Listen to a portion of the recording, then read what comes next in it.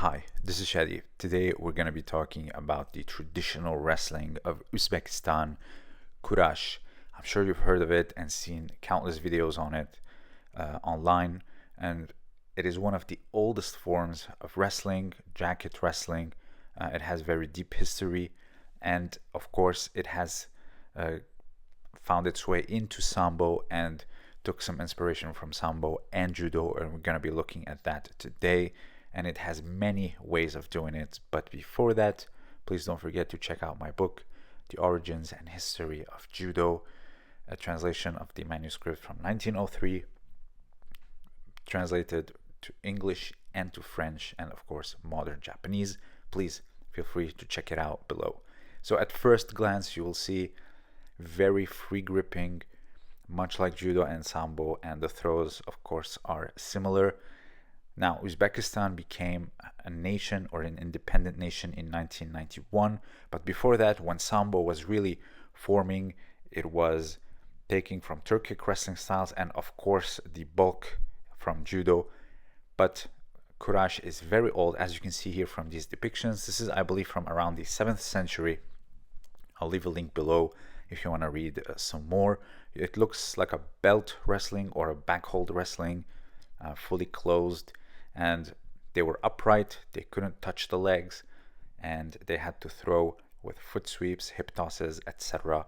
So we're gonna see it still exists in this form today, but also in many forms as well. So as Sambo was forming, Kurash was one of its ingredients, if you wanna consider it this way. You can see very free taking, and also it's a vice versa type of relationship. It took from Sambo and of course a lot from Judo, and we're going to be looking at that. So as it became standardized and more of a sport, a national sport, an international, actually, you have Kurash clubs here in France as well.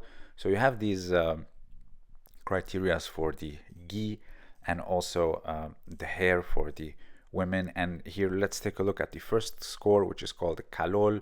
So planting flat on the back. Look at the hand gesture. It's just an ippon. Think of it as an ippon.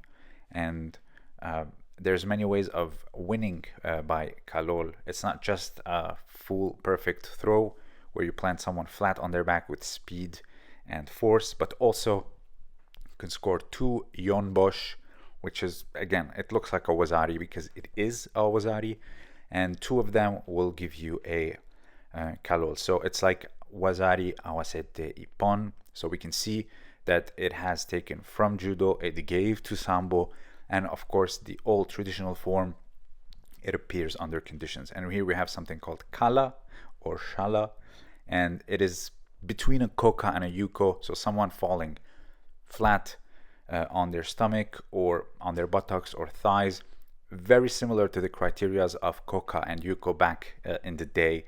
So it's very clear, even with the hand gestures, that they have taken something from Judo as well in order to make it a body of a sport in international, and they have become very successful at it, and but not forgetting its roots and its traditions. And we're gonna see that. But as you can see, there is no leg grabs or grabbing the trousers. It's a penalty, and also there are no strangles and arm locks. So think of it as just standing upright and throwing, very much like the tradition from thousands of years ago.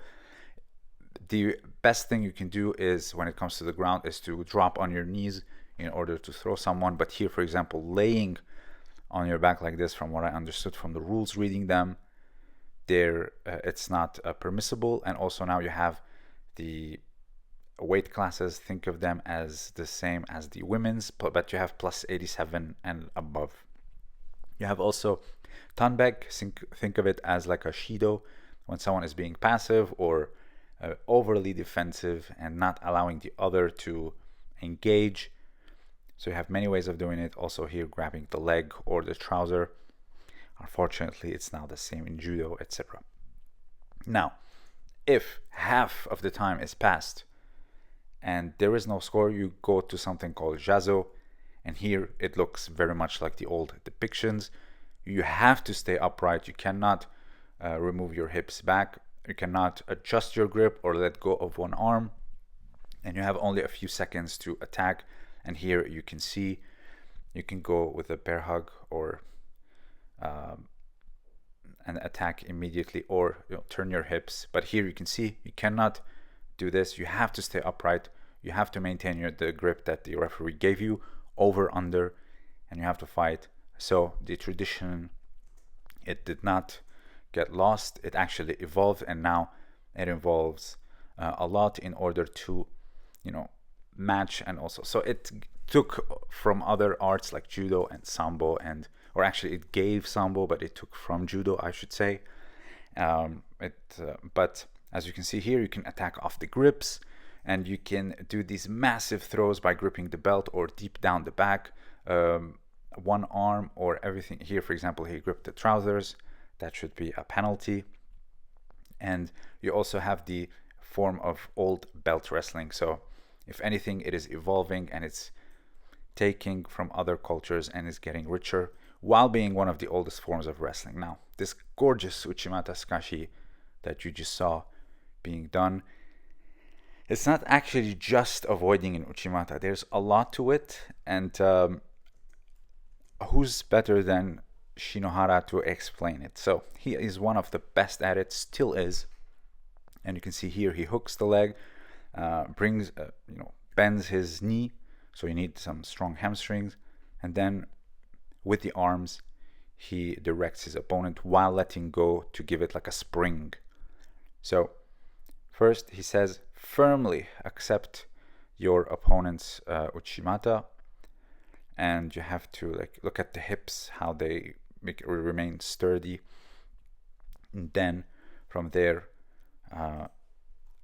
together with the leg, you go up and you remove your leg. So you take it in and then you remove the leg, as it says here, and then as the leg is moving, and of course a very firm control with the sleeve and the lapel while you direct your opponent. So there's a lot to it. It's really nice to see it in a competition like Kurash, and as you can see, it is a very interesting art that it evolved. It gave to sambo, took from judo. Some of the best in the world, one of the best thinkers in the world talked about it, like Ibn Sina and Herodotus, and talked about its benefits for the mind, for the body, etc. Just like today we talk about judo and wrestling and all these arts for our quality of life. So if you have anything to add, please let me know down below. Don't forget to check out my book. Links are below. This was Shadi. Thank you for listening.